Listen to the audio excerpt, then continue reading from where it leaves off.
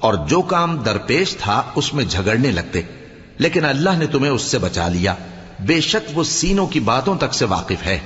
اور اس وقت جب تم ایک دوسرے کے مقابل ہوئے تو کافروں کو تمہاری نظروں میں تھوڑا کر کے دکھاتا تھا اور تم کو ان کی نگاہوں میں تھوڑا کر کے دکھاتا تھا، تاکہ اللہ کو جو کام کرنا منظور تھا اسے کر ڈالے، اور سب کاموں کا رجوع اللہ ہی کی طرف ہے۔ مومنو، جب کفار کی کسی جماعت سے تمہارا مقابلہ ہو تو ثابت قدم رہو اور اللہ کو بہت بہت یاد کرو تاکہ مراد حاصل کر لو،